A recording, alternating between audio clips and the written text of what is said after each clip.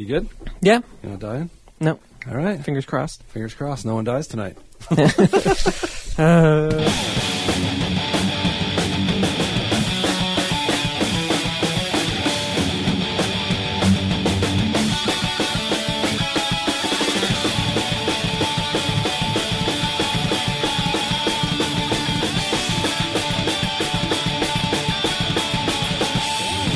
Hey, well, this is a bit of a different episode from what we typically do because this week we're not talking.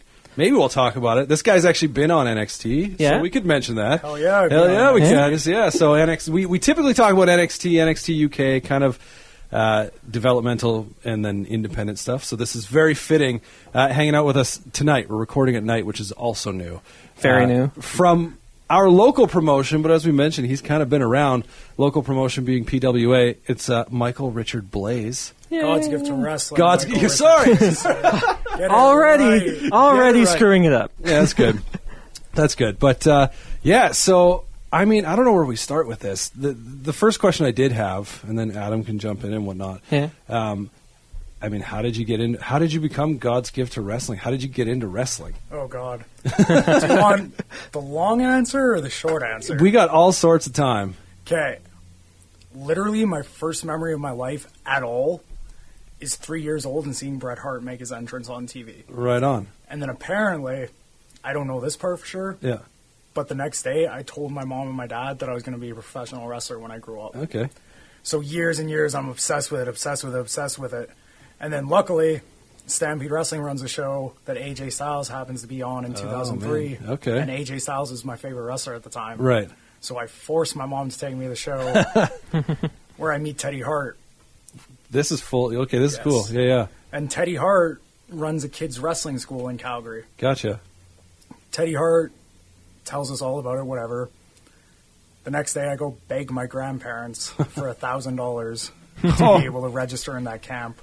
And then, like, my parents are so crazy supportive. Yeah.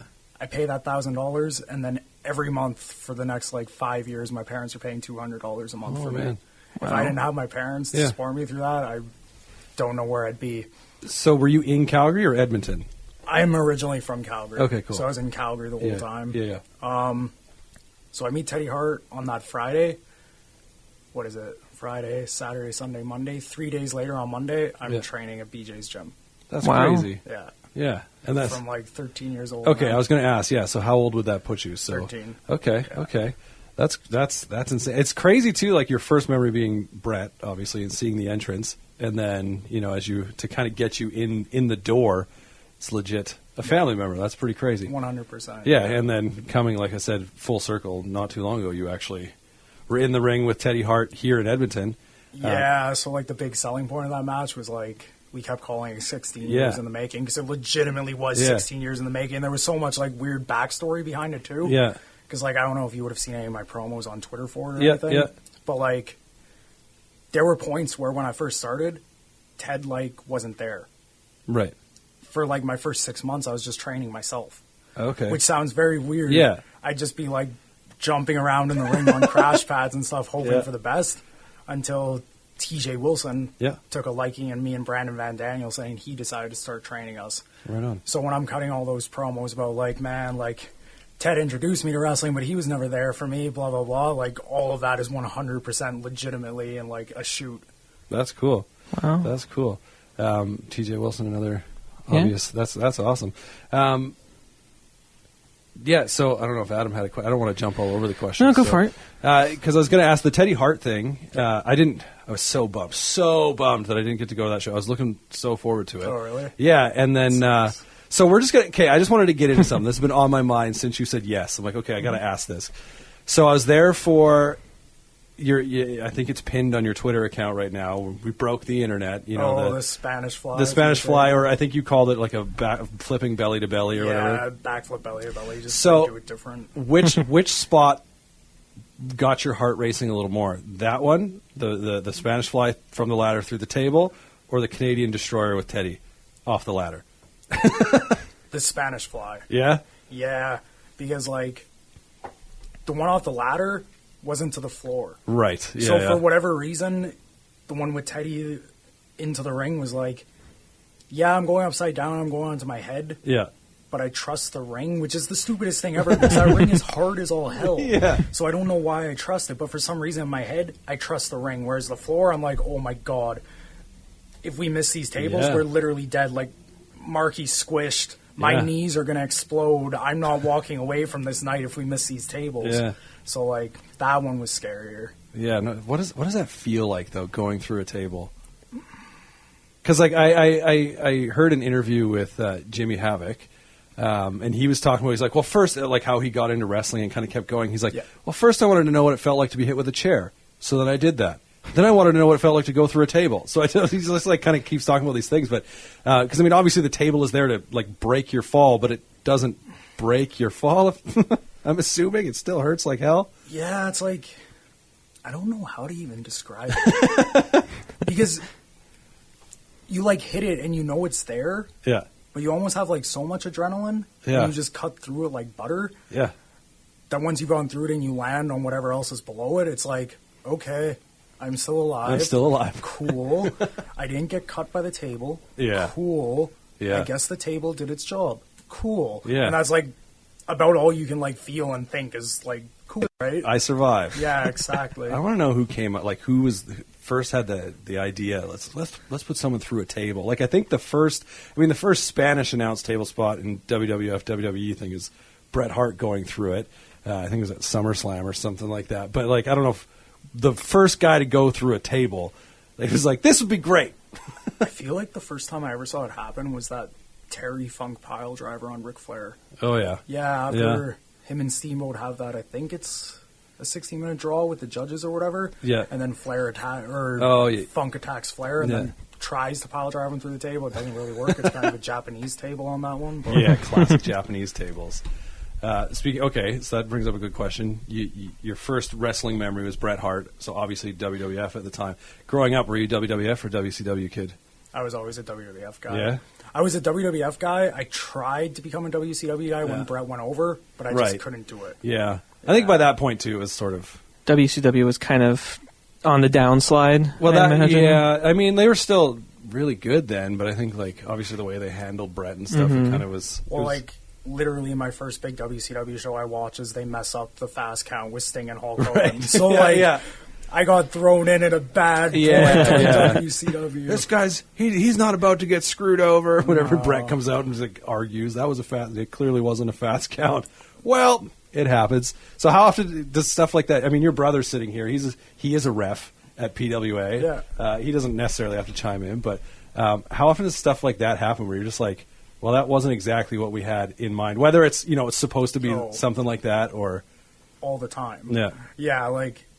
There's kind of a joke sometimes where, like, I shouldn't give away my secrets, but like, don't worry, no one actually listens to this. Sometimes you can actually, like, a multi-man match or something, you can even, like, see me being all, like, going around trying to make sure just, like, things are going right and stuff, and it happens all the time, but that's the beauty of wrestling. Right. Is you can go in with a plan, but it's inevitably always going to change, whether that's because something goes wrong, whether that's because the crowd reacts a different way.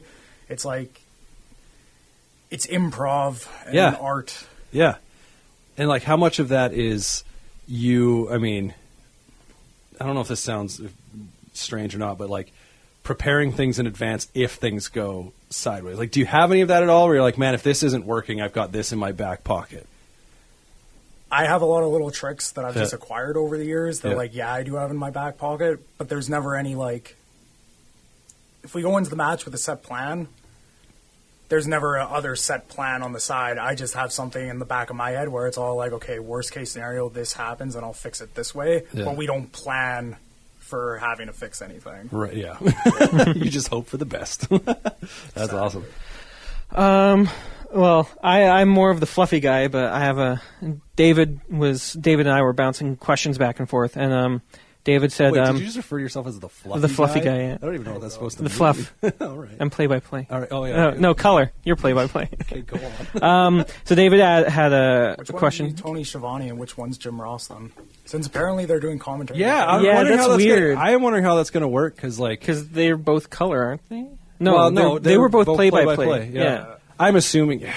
I don't know.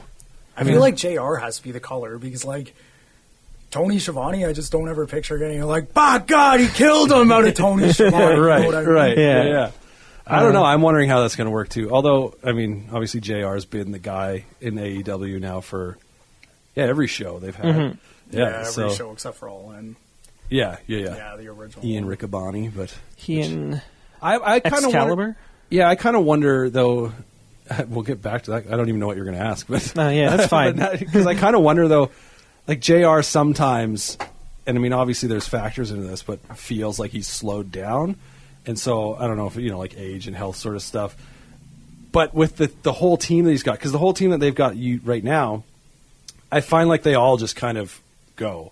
Do you know what I mean? Yeah. Like, they don't have any defined roles, it feels. So I don't know if Shivani comes in and just fits in that way, or if he comes in and he is play-by-play or color or what. But it's. I think they're also still figuring it out. Yeah, I think that's a sure. big thing is they're figuring it out. I think they actually do have defined roles, though. Do you? Yeah, because, like, JR is the color. Yeah. Excalibur, if you know his background, Yeah. which, like, a lot of people don't, is the Yeah. problem. He's the, like, wrestling color. Because they Yeah. always, like, even look at WWE, they always have, like, a former wrestler or somebody Yeah. that can explain how it actually feels in the ring. Yeah. And then whoever they have is that third guy. I was saying the third So they guy's switch kind of- Alex yeah. Marvez out for somebody else. Yeah. Like yeah. And Golden that's, Boy? like, the play-by-play dude. Yeah, it was Golden Boy on the last show. Yeah. That switched out Right, for right. Alex Marvez. But that's where I wonder, like, if that third spot, if that's where Shivani's going to come in. That's what I'm thinking, too. But yeah, like, I don't know. It'll be interesting to see. But what were you going to ask him? What do you think is the dumbest wrestling move ever? Okay, let me explain that. Because sometimes you watch a wrestling match and you go, well, how would that even work? Like, what is that supposed to do to it? Like, a lot of times I see, and maybe you could speak to this. I don't know if a German suplex is in your repertoire necessarily, which is a legit actually. wrestling move, Yep. right? But every time I see it delivered, I'm like, how does that not just crush a man's head when he delivers it? Or, other moves where you just kind of go, that psychologically that doesn't actually make sense if this were like a fight. Fair enough. The dumbest one. Oh, Because I think I have one. This is- I couldn't necessarily name anyone specifically who does it, but when a guy, I think actually, I want to say Eddie Kingston does it, where he goes into the corner and he's like, he starts with chops to the chest and then he just starts like hammering on his chest. oh, the Ken Kobashi. Yeah, but it just looks so goofy. Like, At least that though is like. At least he's actually hitting the dude's chest that's really fair. hard. That's fair. Like psychologically, if you want to play that Yeah. game, it's like you're actually beating the hell out of a dude's Yeah. chest. Now, granted, like why doesn't that dude just get the hell out of the way? Right. eventually? Like, why don't you just walk away? Oh man, I guess like in that same vein, probably the 10 punches in the corner. Yeah. That's my Okay. most Yeah. hated one. Yeah. Just so instead, why don't you just push him off? Yeah, but like then you have to look at it from the perspective of like it literally gets a reaction Yes. every time it's done, Well, no that's- matter where. Yeah, and you talk about like just chops in general, because if you're talking to someone who is say maybe like an MMA fan but not a pro wrestling Yeah. fan, and they're like, why are they doing that? I'm like, well, clearly when you hear the smack, like the crowd reacts, right? And yeah, these days the crowd reacts with a Ric Flair woo. Yeah. But actually, that's gone back quite some time. I shouldn't just say these days. That's like 100% wrestling lore now. Yeah. that's, 100%. that's part of it. Yeah. But yeah, like it's clearly, and I guess that's the thing, is a lot of it is purely what kind of reaction can you get out of the crowd from some of these moves. But there's just sometimes where I like look at that and I go, like specific moves, I'm like, how, like, okay, like that look cool, but Like the other one that actually I think is the worst is the reversal to the figure four.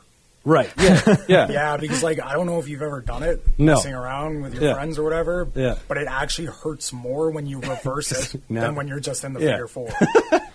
I love it because I mean, obviously, again, the psychology there is that it reverses the pressure, right? But it's like It I absolutely look does at that. it and it just looks like it hurts your knees more. 100%. Okay, so in sort of a similar vein, then, what is the most painful wrestling move or hold when applied or done correctly? Not like it was botched and you got dropped on your head, but actually done correctly. I'm assuming maybe a stretch, some kind of stretch, is going to hurt the most, but because I can remember putting my friends in the Boston Crab and it legit hurts. Yeah. Boston Crab is one of them, like any of those holds like that. Yeah.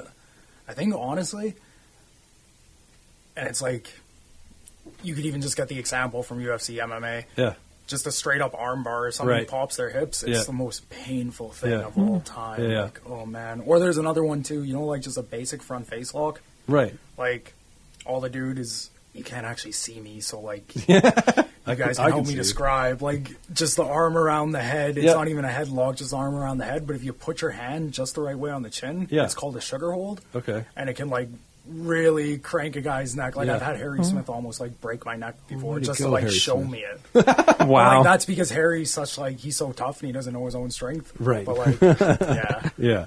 Oh man, you're just dropping Heart Foundation names left, Yeah. right, and center these days. It's the part of the world we live in, though. That's fine. true. That's fine. No, that's there was actually, I think it was a few years ago now that you mentioned MMA, but there was a guy who finished an MMA fight with a Boston Crab. And Really? Yeah, it's like, I mean, it wasn't UFC, but it was like it was professional enough that they had video and commentators and stuff, right? And like the commentator actually, good on him, called it the Walls of Jericho. So that's so awesome. But it was the weirdest because I mean, it obviously wasn't set up like in wrestling, right? Grab the legs, turn him over. Yeah. He had him in like a north-south, and then the guy gave up his back, and so all of a sudden you could like see the light bulb go off on this guy's head. And he's like, "I'm going to try and work and grab these legs." And so he eventually gets him in it, and guy taps out. It's like that's so crazy. crazy. Yeah. Okay, so we talked about Teddy Hart and obviously the Spanish Fly with Marky, but do you have a match? An entire match that you like that is your favorite that you've had? I have 3 actually. That's not. I asked for one, but no, 3's fine. It's so hard to like narrow them down. Yeah, Because because I mean you've been in the ring with some legit dudes, yeah, and like they're for different reasons too. right? So I guess what would actually be like the real one, because it's like probably by far the best one, is me and Cody Rhodes. Okay. The third one that we did. Because Okay. we did like a 30-minute draw. Oh yeah, And it's just like the entire way through we're clicking, like nothing's going wrong. Even like breaking the fourth wall here, like the last 5 minutes, we went a little quicker than we thought. So like the last 5 minutes is 100% completely on the fly, but we're not even man. talking to each other. We're just feeling each other. That's and it's cool. all going perfectly. yeah, So that's probably like actually the very best one. Yeah. So should be my favorite. yeah. But then the 2 others are me and Samoa Joe in Okay. 2015. Yeah. Because I'm standing in the ring, Samoa Joe's music hits, and in theory you would think I'm just this like indie kid Yeah. from Edmonton. Yeah. I should be nervous as hell. Yeah. I'm not nervous at all Yeah. for that match. I see Samoa Joe come out and I'm like, whoa, we're just 2 professional wrestlers and like I'm on this guy's level. Yeah. Like it was the first time I actually felt like I'm for sure a professional wrestler now. Right like on. I could go somewhere if I Yeah. wanted to now and I'm not scared. And then the other one is me and Brandon Van Danielson. Yeah. Yeah. In 2013, we did a full 60-minute Ironman match. And the big reason for that one being part of my list is just like, it's sentimental because literally nobody thought we could do the 60-minute Ironman. Yeah. Literally everybody behind the scenes was like, there's no way you can have a good match for 60 minutes. And Yeah. I was like, no, we're going to. Trust me. That's awesome. Me and Brandon are like, Yeah. we can do it with our eyes closed if we have to. And then it was like actually very good. And we Yeah. got a standing ovation. And That's everybody came up to us afterwards and was Yeah. like, yeah, you proved us wrong. That's crazy. So I know that like the Samoa Joe one is on YouTube. Yep. Is the Cody one on YouTube? Or any of them? Because you said you had 3 matches. Yeah. That's awesome. But so I have a link to the Cody one that I Yeah. can send you, but it's a private link. Yeah, because yeah. that's currently on sale on PWA's Oh, that makes Pivot sense. Share, so- yeah, no, that's totally cool. Speaking of PWA on Pivot Share, you can find it. It is. I was gonna, but the BBD match that's got to feel awesome though because like someone you've come up with, right? Like you mentioned, I think right off the top that you were like training with him early on. Yeah, Brandon's like the whole little Western Lions gimmick that we have going. Yeah, And how right now my thing with it is I don't want to ever touch each other. I never want to break up again because we've done the breakup, the team, Yeah. the breakup, the feud, classic, the breakup yeah. again, et cetera, over and over. yeah. I think we've done it like 3 times already in Oh, our man. time. Yeah, yeah. But it's because even behind the scenes, we're legitimately like kind of brothers. Right. Like brothers that were the same age, but not quite twins. Yeah, yeah. Because like we started training together. We were the only guys that would go every single day. Other guys would miss days and stuff. We would go every single day. We Yeah. traveled all the roads together. That's awesome. Like in actuality, both of us quit going to real school and started doing online school at the same online school just so we could travel the roads and wrestle when we were teenagers. Wow. That's cool, man. Yeah. So, like, you obviously knew him beforehand then. No. Oh, okay. First training was you the met first through time wrestling. we met, and we just, like, gelled together instantly. That's great. And when I say we're like brothers, like, we could go months without talking to each other outside of shows, but then as soon as we start talking to each other again, it's like we never missed a beat. We never missed a day of talking to each other. And also, it's one of those things, too, where if he does something wrong, even if I know it's wrong, unless it's something really, really bad, but he's never done anything really, really bad, I'll still be there to defend him. Right. And we're always like, if I got into a fight in a bar and I'm getting my ass kicked, he's going to be the first guy there that's going to mess them up. He looks like it. Yeah. He looks like he can mess some dudes up. Yeah. That's awesome, especially with the bull rope. Oh, yeah, that's crazy. Funny little fact that probably nobody knows. Yeah. That bull rope was used in the Cody Rhodes Jay Lethal What? Texas bull rope match. Oh, wow. So how did he get it? So Was that a secret? I do my first match with Cody Rhodes, Yeah. which wasn't the draw or anything. It was the first one. And he just happens to see, like, Brandon backstage with his bull rope. Yeah. And him and Jay Lethal then book this match for that WrestleMania weekend, Gotcha. where it's like, we're going to do this Texas bull rope match, but he doesn't have a bull rope. So he texts me I see, and he's yeah. just like, is your partner's cowbell, is that a fully functional bull rope? Like, why he has fully functional, I don't know. But obviously my response is like, well, yeah, it's like an actual legitimate cowbell. Yeah. So that was in my bag when I went to WrestleMania that year, and I had to give it off to old Cody for the that match. Okay, well, I think that's a segue to talk about some of the places you've gone with wrestling, because I mean we focused a lot about being Calgary, Edmonton, that kind of stuff, but you've been some places like this year alone. You've done some traveling. Like you spent some time this summer in the UK. Yeah, I was over there for 3 weeks. Yeah, and so how does that go? Like what did that look like for you?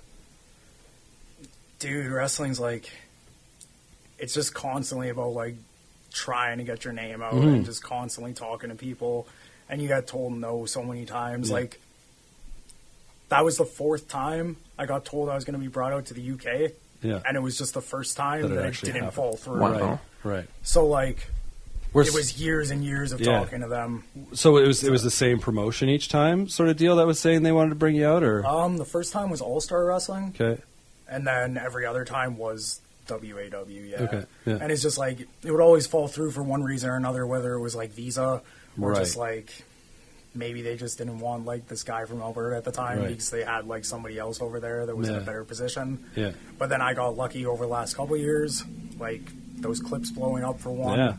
Yeah. Got on like WWE TV a couple times. Yeah. So then it was like, okay, you have a bit of name value now. We're for sure going to bring you. So on a trip like that, though, is like, do they foot the whole thing, like the whole bill, or is there responsibility on you at any point to? Nope, they took care of That's everything. good. Yeah. It was awesome. Like from like getting over there to like, I stayed at the Knight's house, like the house that is in Fighting with My Family. Yeah. That's where I stayed. That's wow. awesome. So like, I laid on their couch with their dog every single night.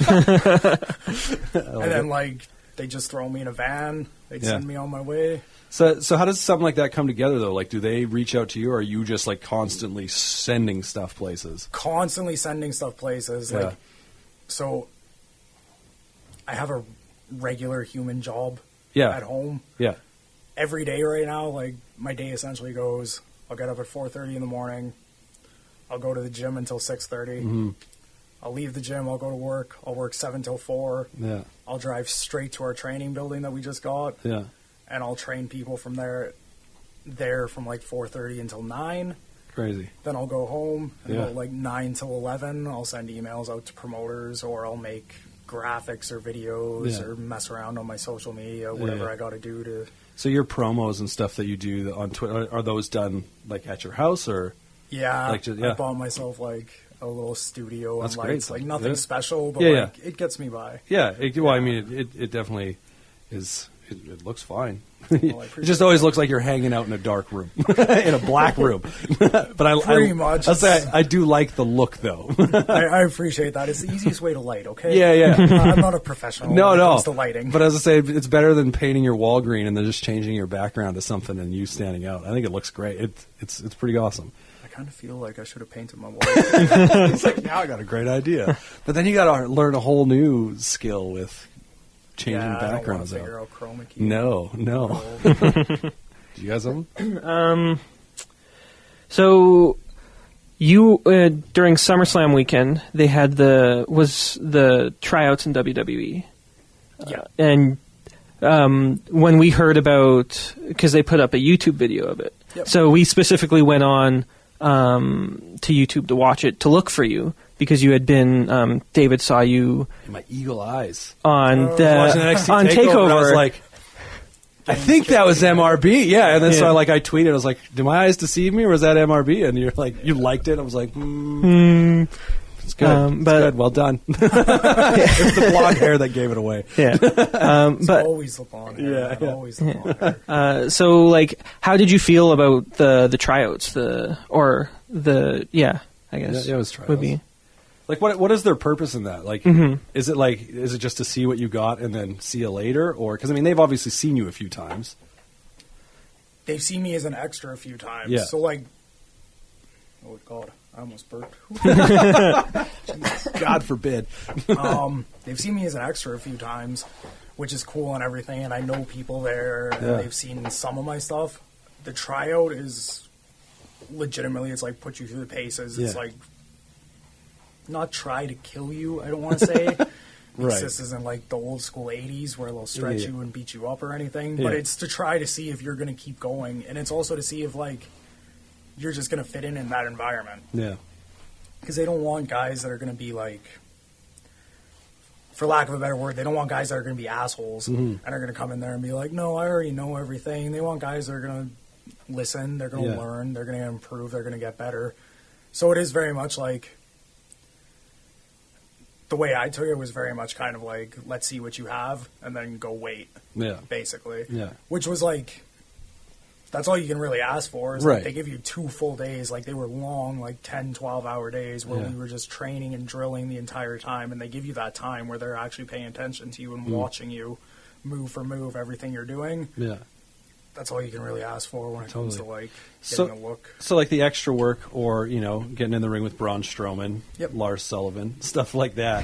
How does that kind of come about? Is it a similar fashion to, how you end up in the UK where you're just constantly sending stuff out? Or, because I feel like WWE would just be like, hey, buddy, who do you got? Right? Like, just ask someone who might be in the know versus going through thousands upon thousands of emails. So now they have this thing on the Performance Center website where you can actually apply. I guess the Go to Performance Center would have a website, wouldn't they? Yeah. What? No. Mm-mm. So, like, there's a thing where you can actually apply to go there, so they use that a lot for it, Yeah. and you put in your location and stuff. Right.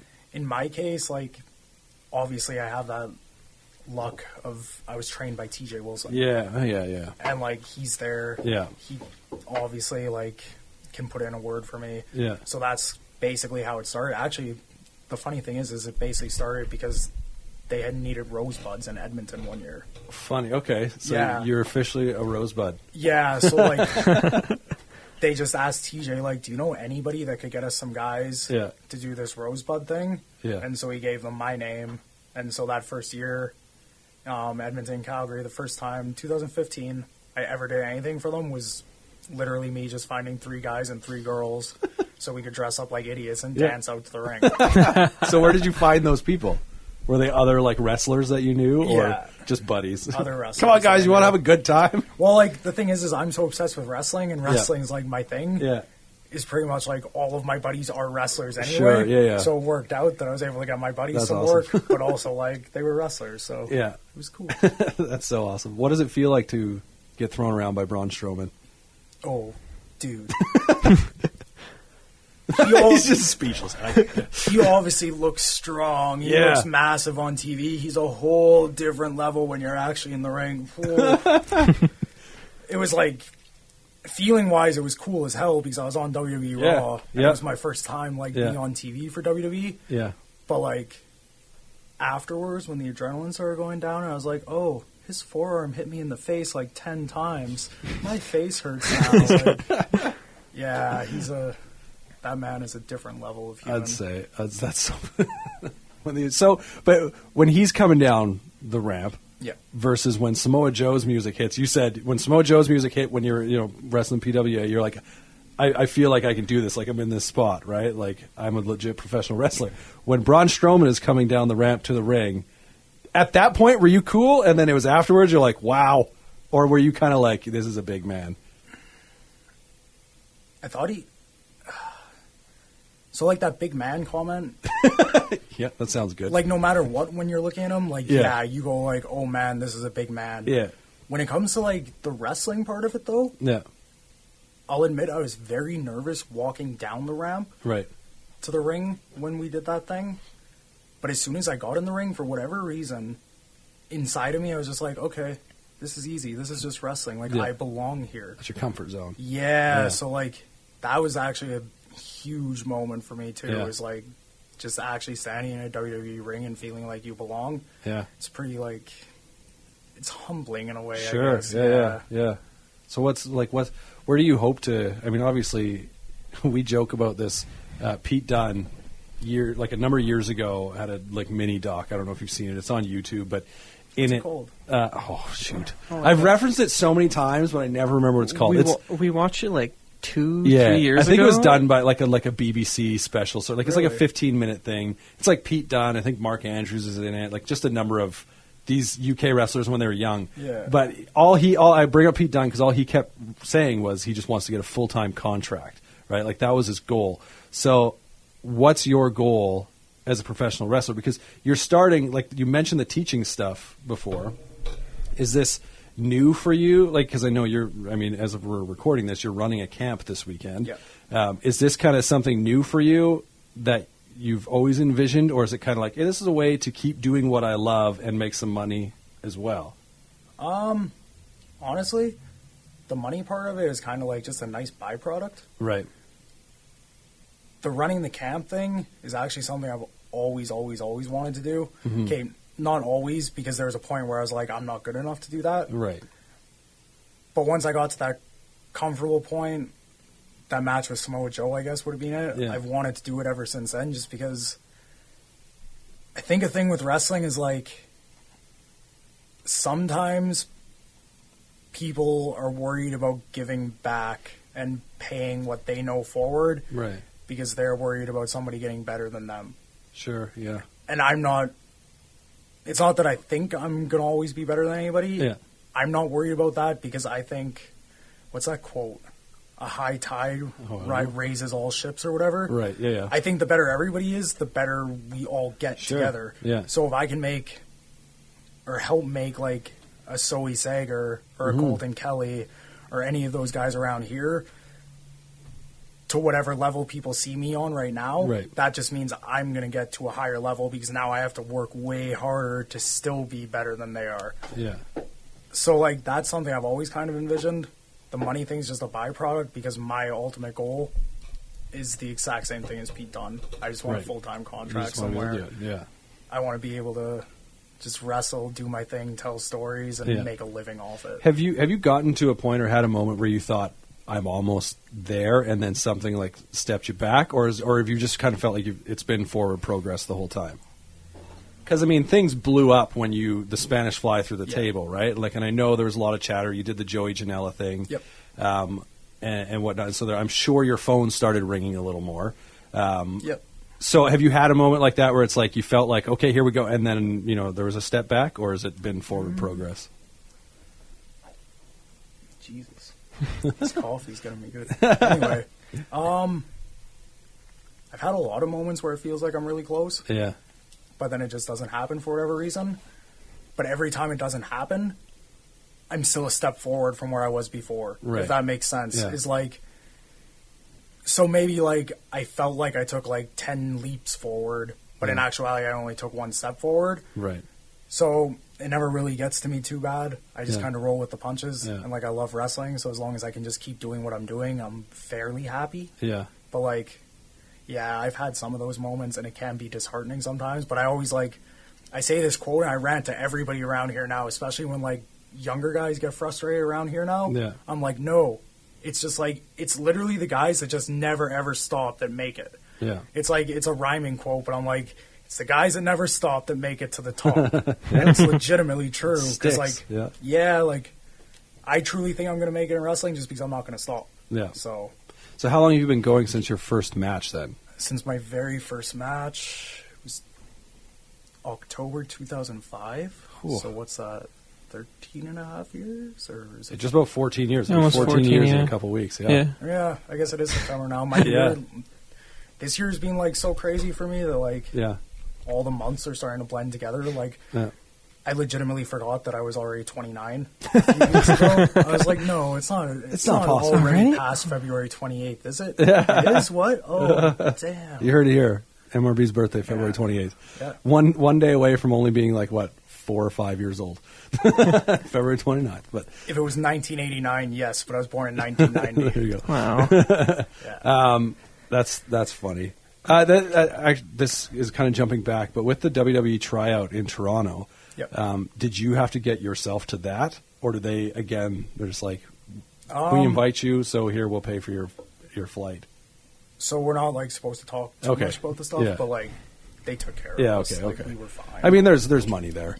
So taking WWE out of the picture, if you could go, like, work in the indies, if you could go work any one promotion that you've had your eye on or whatever, to kind of maybe take that next step, what's a promotion or a wrestler, any specific that you would be like, I'd like to get in the ring with that guy or work in that promotion? I could actually give you an answer to both questions. Perfect. Do you want... So are we counting AEW too, or because that's, like, essentially Yeah. WWE level, or are we not counting that? Well, I mean, that's your answer then. But it's not really an indie, so... Right, like, yeah, it is kind of an in-between. So I'll accept AEW, but then if you've got another promotion, that's... PWG.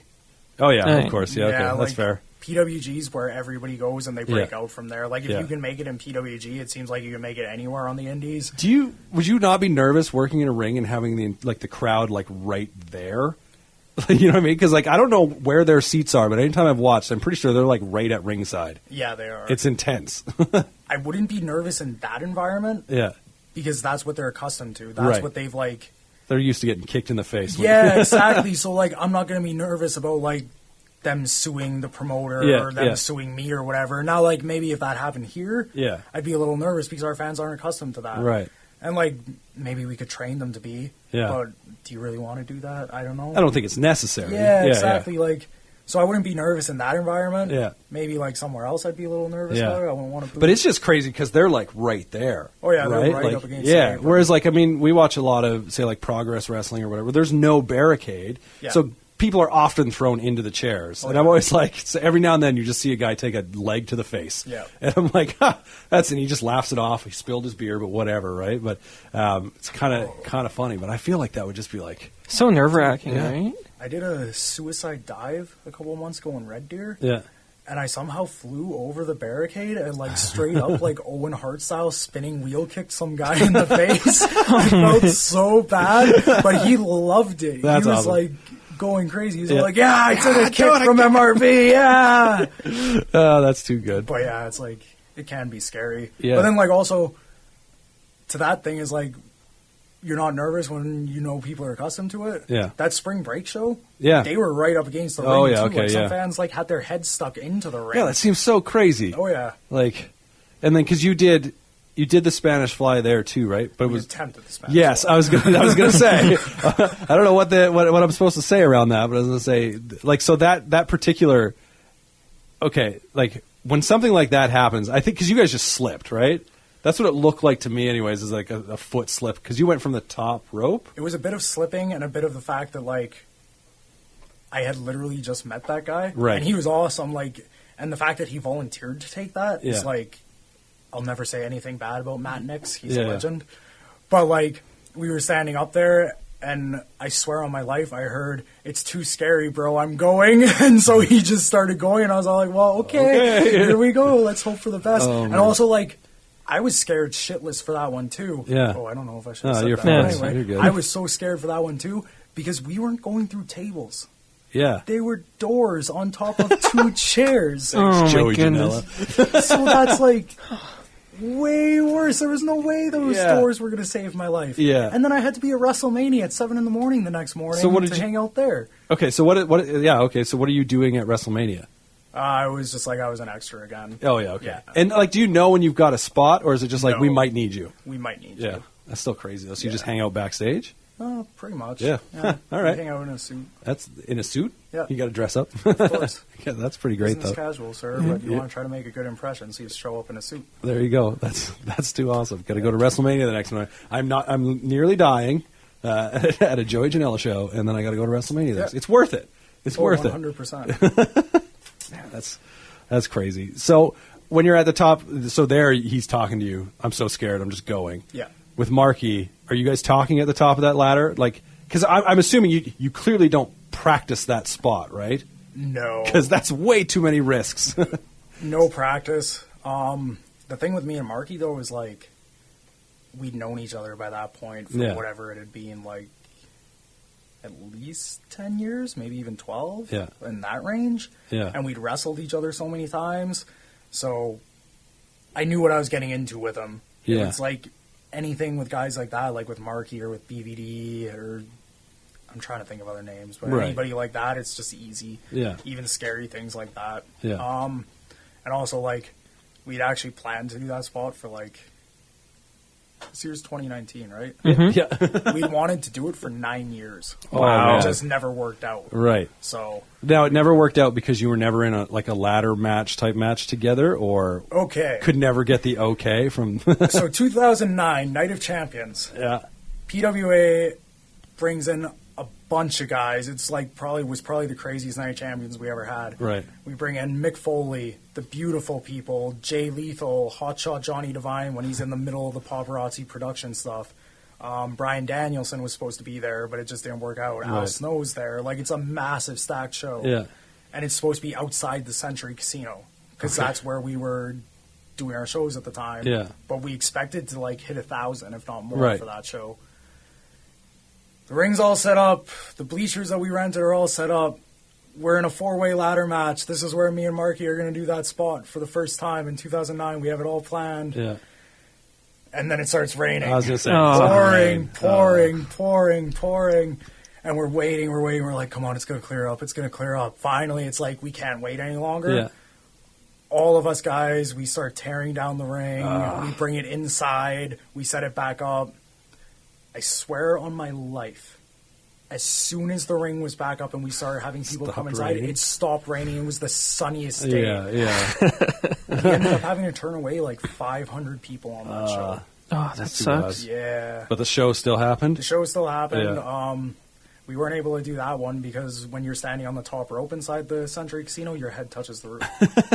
Is the reason we don't do shows there anymore? I remember going to the Century and being like, they can't do a lot of the top rope moves here. Like, it's like this far from the top of the rope. That's kind of freaky. I did the 450 in there a couple times, and I had to like make a very strong effort to not hit my head on the roof when I was doing it. Or your feet. The feet's a good call too. Yeah.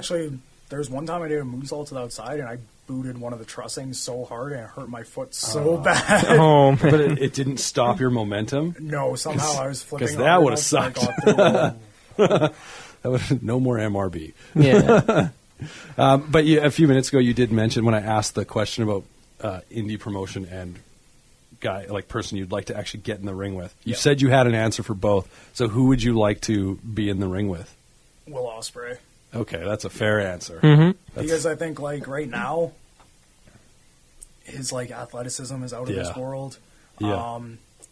He's a crazy, crazy storyteller, Mm. and I think between the two of us, like, I can't do the things athletically Right. he can do, but I can do some pretty cool stuff, and Yeah. I can do like certain snappy things that he doesn't even do. Right. So I think it would gel really well, and just both of us, I think, watching his matches, I think we both think of wrestling the same way a lot of times. Right. But also, it seems like everywhere he goes, that place blows up. Right. Like even Australia, he went to Australia, and all of a sudden there's more eyes on Australia than there ever has been before. Yeah. So like, if I could get a match with Ospreay here, Right. maybe like that's finally what brings a lot of eyes onto the Canadian independent scene, which is something I want like more than anything. Yeah. Do you have a favorite? Now, obviously, PWA being home, but taking PWA out of the picture, do you have a Canadian promotion that you watch kind of closely? I watch a lot of Smash. Yeah. Okay. I honestly like. I pay more attention to international indies Yeah. in Canada, Yeah. but ECCW I try to pay attention to too. Yeah. Because I used to go out there a lot, and then they started doing a lot of really cool things. Yeah. And like, I love Artemis Spencer Yeah. from out there. He's so Yeah. good. And like El Phantasmo, obviously, who like he's making his name now Yeah. in New Japan and everything. But like, yeah. Yeah. No, I'll watch some ECCW. It's the only downside of ECCW to watch is like production quality is not the greatest, but they share a lot of performers with Defy, or a few. And so the first time I turned Defy on and Ravenous Randy came out, I was so pumped because I was like, first indie show I ever went to was Stampede Wrestling in Calgary. That's a lie. When I was younger, I went to, there was like one that came through. I grew up just outside Calgary. Okay. So there's one, it could have even been Stampede Wrestling that came through my town, like for the rodeo or whatever. But What town were you in? Strathmore. Okay. Yeah. So, but like the first show that I intentionally like went to and into Calgary was Stampede Wrestling, and Ravenous Randy was on the show, and like just stuck with me ever since. And I didn't follow him at all, but then when I turned Defy on and he comes out, I was like, he's still going. What year was that? Let's see. The reason I was there is because I was working at a music and lighting store, and they came in. The promoters came in to buy new lighting, so they invited me to come. So that would have been 2006. Dude, I was probably on that show. There's a good chance it was at the Ogden Legion. Is that where it was? Or Oh yeah, I was 100% on that show. that's funny. Chucky Blais. Okay, yeah, I'd say Ravenous right because he had a mohawk. Yeah, Rabbit. Yeah. And that's Such and a I just huge remember mohawk. grandmas yelling at him. And Yeah, that's how like 100%. stuck with me. I'd Yeah. never been to an indie show, and so like going, I was like, man, these people love this. This is incredible. Oh, yeah. Because like I'd been to like a WWF show and whatever, like at the Saddle Dome and stuff, but the crowd is quite different when you go to a small show. But 100%. That's so funny. Yeah. That'd be great if you were on it. But Oh, I guarantee I was. Chucky Blais, hey? There you go. So what goes into picking a name? Okay. I got given Chucky Blais Yeah. because I'm training at BJ's one day, Yeah. and Jack Evans happens to be there hanging out with Ted, Yeah. and he just walks by me and goes, Chucky, you look like the killer doll. You look like the killer doll. Oh man. And then my legitimate last name is Blais. It's Blais. Okay. Yeah. So, like, So Chucky Blais it is. and then it just sticks for years and years and years and years, and then finally I was like 23, Yeah. and I started to do some stuff, Yeah. and I had also like finally turned heel from a good guy, and like at the time Yeah. I was like obviously younger than I am now, and I had a big chip on my shoulder, so I was Yeah. all like, I'm not a kid anymore, I'm not Chucky Blais, like legitimately in real life. Yeah. I was like, I'm not a kid anymore, I'm not Chucky Blais, I'm changing my name, Kurt, I don't care what you say, I'm going by my real name, Michael Richard Blais. Yeah. You're letting me do a promo on this show, and like he did. Yeah. And then I just like, I didn't even come up with it. I just spouted off God's gift to wrestling, and then it just That's awesome. sticked. It's great. It's a great name. 'Cause, It like, is. I was going to ask where it came from, but apparently there's no story behind it outside of you No. just throwing it out there. Yeah, I And just threw it out there because I had like a legitimate chip on my shoulder at the Yeah. time, which was probably undeserved too. To be honest with you, But you were Chucky Blais. yes, exactly. Yeah, I don't want to be Chucky anymore. No, you go like, what would it have been at that point? 7 years? Yeah. Getting called Chucky Blais? It's like, oh man, just please. Just want to change it up a little yeah. bit. That's great. Promos, do you, like, at this level, is it just go out there and you kind of get bullet points, or? Yeah, at this level, it's like, they'll basically just tell you like, hey, you have this match coming up, or like, Sell maybe it. it'll be, yeah, pretty much. Yeah. Or like, a lot of times, a lot of those ones I do on Twitter, Yeah. I don't get told anything. I don't even Right. get asked to do a promo. Yeah. That's just like literally for my own practice, and because I figure fans like you guys and stuff will enjoy a match more if there was there's at a least story. a 1 minute thing where Yeah. like one of the guys is ranting about it. Yeah. So like, So there was something I was thinking about coming into this. I wanted to ask. So when you had the whole, speaking of promos and stories, where the whole hair cutting thing. Yep. So does that come from you going, I want to change? Or is that like someone saying, we're going to cut your hair? What do you think of that? That one was 100% me just wanting to change. It's like, I'm done with the longer Yeah, hair. pretty much. That's fair. I was But, wondering because, you gotta make a story. yeah, well, of course. Yeah, you don't want to just, like, especially, I mentioned earlier, like with the NXT takeover stuff, I was like, your hair is what, like the blonde hair. Yeah. If it was even longer, it was like, yeah, it was very, it was very noticeable or whatever. So, the hair at NXT Toronto though was more like this length. Yeah. Sorry, I'm just, but yeah, like it's part of your look, right? So to just all of a sudden show up one day and your hair's shorter, it's like 100%. you got a haircut. Exactly. You got a haircut. So I don't know, unless Adam's got any more questions. I like Adam. Yeah. So we touched on you wrestling with Braun. What about Lars? Like, I know you teamed with him and then he just kind of mangled you Yeah. after it. But like, how was that? Was that about the same as Braun? Or I think Braun's bigger than Lars is, isn't he? I think Braun's bigger than Lars Yeah. is, For sure taller. Yeah. He's definitely taller, yeah. but I think Lars is stronger. Oh, wow. Like, Lars is freakishly strong. Hmm. He even, like, he showed me this video of him. I don't know if you've ever seen, like, an overhead squat. Like, the guy, like, barbell pressing a barbell and then squatting while he's holding it straight armed over his head. Oh, wow. He was doing that with 400 pounds. Wow. And I was like, how is this possible? I can't do that. Like, I can squat a decent amount, like regular squat, but like over my head, I can't Oh, do that wow. with 95 pounds. Don't Right. even That's ask crazy. Me to think Yeah. about holding 400 pounds. Yeah. But yeah, I think he's stronger than Braun. Yeah. But he was like, I think that was his first ever match on NXT TV. Yeah, Was it it was, really? it was Yeah. definitely early on. Yeah, I 'cause think he had, so. Yeah. Yeah, he had this whole gimmick thing where it was like he was tagging with smaller guys who wouldn't tag him in, right? Like, Well, I Or- was like, I yeah. know for sure I was his first of that tag gimmick. Yeah. right. But yeah. like, I think it was like straight up his first match on NXT TV at all, and maybe even like his fifth match in general at the time. Wow. So he was like super cool. He was like one of the nicest guys I've ever met. That's me, at awesome. least. Yeah. And so, like, I'm assuming you meet guys typically before your matches. Like, does a guy like Braun Strowman just come up and be like, I'm going to throw you around? No, Braun was like super cool too. That's the thing is like everybody's very cool there. Yeah. Nobody like takes for granted that That's we're awesome. there giving our bodies Yeah, for yeah. this stuff. That's awesome. So what's next for MRB? Teaching kids to Man.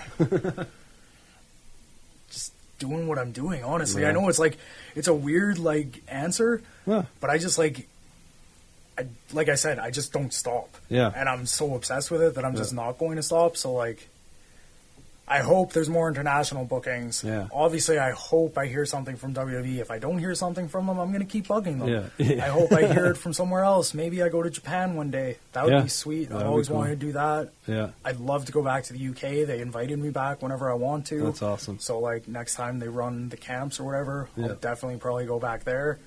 I really am looking forward to, like, teaching people here. And I guess the other thing would be I just want to, as long as I'm doing it, I want to keep doing what I'm doing here at the level I'm doing it. And I really, really, really want to try to get more eyes here. Yeah. That's one of, like, my biggest things. Yeah. Is, like, What do you just think? people have to. Yeah. So what's your idea there? What do you think kind of helps take that step? Like, you talking more eyes as in just like more eyes on Canada, on Alberta sort of thing from around the world, or more eyes even locally, just like pack those buildings, grow the local shows? I think locally I'd like to pack the buildings because that's obviously what the promoters want, and Yeah. that's going to make the shows look better. But I'd love to see it like get seen around the world too, and not just here. Like, I think some of the stuff ECCW is doing, Yeah. it should be seen by everybody, Yeah. but it doesn't get seen. Yeah. And like some of our shows, honestly, that like whole Night of Champions, Mm-hmm. I think that holds up against maybe not a PWG Right. Bola weekend, but Right. like almost any other indie show in the entire world Yeah. that holds up, and yet it doesn't really get seen. Yeah. A great example I always say is going back to that match with Samoa Joe. Yeah. I was his second last independent professional wrestling match, Right. and nobody outside of here knows it. Yeah. Yeah. Yeah. Wow. So go look it up if you're listening and you're not from it. It's on YouTube. It's Hell yeah. it's out there. It That's is. how I saw it because so that match happened before I started going to local shows. Okay. Took this guy to be telling me he used to go and be very irresponsible beforehand and go and be very loud You're not and rowdy. supposed to tell him that. Oh, no, now I'm embarrassed. Now I'm embarrassed. Back when you were Chucky, actually, we used to pack the name. Yeah. So, You get loud and rowdy. very loud. Yeah. So, but yeah, anyways, look up that match. It is a good time. And so if people want to find you, where you're hanging out online and stuff, social media. You can literally find me on every social media page under God's Gift MRB. So Simple. GODSGIFT MRB. There you go. Yeah, Just every like single that. page. And then, I mean, you send him a tweet and he answers. My favorite was this made me laugh because it was right before you turned back face again. It was the Pro Wrestling YEG event. Okay. So, which was, for those listening, it was a fundraising show for the Kids with Cancer Society. Which, little backstory, I'm connected to that because my son had cancer when he was 3. He was diagnosed. Really? Yeah, so he's good now. He's been 5 years healthy or whatever. But so we went to the show because we're very close to the Kids with Cancer Society. Yeah. And so at the end of the night, there's this big celebration in the ring for all the money raised, and you're like walking back, and I like high-fived you, and then I tweeted, it was like, got a high five from MRB, we'll never wash this hand again. And then your response was, I don't do nice things. It sounds like something. I do. I was like, perfect. Now though, you flipped it. Now he does Now nice he does things. nice things. Now when you tweet at him, hey, you want to come on an interview? You want to come on a podcast? All right, I guess this is happening. So Well, I would have come on the podcast back then, too. I just wouldn't have been this nice. just would have been a dick the whole time. That's awesome. Well, there you go. That'll do it for this one. Unless Adam's got one last question he wants to throw in there. No, I'm No. good. Got nothing for me, PWA Superfan. Yeah, come on, super man. fan. Oh, You man. that up until then. All right. Okay. Now you got to remember, he was in college and he was drunk, A lot. Yes. Sitting up in the bleachers. so he doesn't remember most of it. I actually missed a good chunk of it when my friends would go because I moved down south and I didn't have a car, so I couldn't get up there, up to Nate very often. So it kind of sucked because it was like when you started getting like Yeah. as you grew. Because when I think I saw your debut match. The When- weird 10-man tag thing. Yeah, as Chucky. But I think I got nothing. Yeah, well, we discovered yeah. that I go back farther with You go back farther with him. Yes, that's for sure. apparently. Yeah, That's very funny. true. Anyway, unless you got something, I'm about to so- wrap it up. Oh, he does have something. I think I got something. All right, I like it. pulling through. Yeah. What's your favorite wrestling move to perform? And what's the one you most would like to be able to perform? My favorite wrestling move to perform is the 630 when I busted out. All right. Just because it's like so mind-blowing and like backtrack a little bit really quick. My first like 6 months in wrestling, I couldn't do a somersault. Oh, okay. I'm like the most unathletic, like bullied through all of high school, like fat kid you could ever meet back then. So like the fact that I was able to like essentially transform myself into an athlete and be able to do a 630 of all things, which is maybe the craziest wrestling move out there right Yeah. now. Mhm. I love performing that for that reason. And I only bust out on like really big shows. The one I wish I could probably do the most, I used to be able to do it, and then I landed on my head once. Oh. It was a shooting star press. Oh, okay. You Yeah. Brock Lesnar yourself? Yeah, except like worse than Brock Lesnar. Oh, wow. Like, Brock at least like kept going through. Right. I like scorpioned and kicked myself in the back of the head. Oh, Yeah. man. Also, Brock Lesnar's got the neck of a beast. Oh, 100% He he just does. bounced off and kept going. I honestly just got lucky that I did it when I was a kid, so I don't Right. I don't think I was developed enough to mess up my neck, basically. Just, like, survive. Your bones were still jelly. Exactly. Oh man, that's something else. So is that like? Do you have a move that you'd be afraid? Do you think to try, or are you just like if someone just brought a move up, you're like, let's do it. It's worth thinking about. I think I'm always about the worth thinking about things. Yeah, yeah. I can't think of anything that like I absolutely wouldn't at least think about trying to do. Yeah. As long as like it has to fit in to what we want it to accomplish. Right. I don't want to just do like Oh, he did that crazy move, and the rest of the match was garbage. yeah, exactly. Like I wouldn't have wanted to do that thing with Ted Yeah. if it wasn't for the fact that like I knew we were gonna have all this other crazy stuff leading Yeah. up to it, so we had to like end with something big. Right. And like to be honest, I was like, I guarantee this match with Ted, this big of a crowd, people are gonna record it. It'll Yeah. go viral again. Yeah. That'll help get eyes back here. Yeah. Was part of my thought Yeah, yeah. process. if it wasn't for like that, Yeah. I maybe wouldn't have done that. Is there a thing in performing that move, like with Teddy? Is there something there where you're just like, okay, I know who's doing this move with me. I feel more comfortable than, let's say, doing it with someone who had even just a couple less years experience than Teddy. Honestly, if anything, Teddy's kind of a madman. I'm sure you've heard the story, Yeah. so maybe it made me more scared if I'm being totally honest with you. That's fair. But like, you can't go into like matches with that Yeah. or anything. You have to be like totally fearless at that point. Because Right. like if you're not fearless standing on that ladder with your Yeah. head between his legs, knowing like, okay, I'm going on to my head now. Yeah. Like, Yeah. something's gonna go wrong. Yeah, that's fair. You just got to commit. Yeah. And I mean, I've never once been in a ring, but I'm assuming, most of these moves, there's a certain level of, like, whether or not, it's not necessarily 50-50 right down the middle, but, the guy taking the move is just as involved as much as the guy delivering the move in some of these cases. Like with the belly-to-belly that you did with Marky, like if he doesn't flip for you, do you just fall off the ladder, or... I think if he doesn't flip with me, I'm hugging him so tight. He that just we goes both anyways? Just land on our head. Yeah. But like, so like you are right. Like Yeah. there's obviously like a Like cooperation with there. the destroyer off the ladder, is that just all because once Teddy goes, the momentum takes you? Or do you have to like a lot of leap that with honestly it? like from that height, a lot of it is momentum. Yeah. But also, if I don't let go of that ladder, Yeah. that's like where like if I had any fear at all in that spot, Yeah. if I didn't let go of that ladder, we would have just like toppled over. We probably would have missed that table. We might have even like gone out to the floor. Yeah. Like we Yeah. would have like. I think we would have legitimately died You if I had just- any yeah. fear. Jeez. So crazy. Man. And you do this for fun. No, that's awesome. Man, thanks for coming and hanging out. Thanks This for is having this us. is great. Thank you. And yeah, if you want to follow us on Twitter and Instagram, it's at Disc Progress. You can find the show wherever you find shows, including YouTube and allwrestling.com. But that's going to do it. So goodbye. Bye. You can say bye. You should say bye. Peace out, Cub Scouts.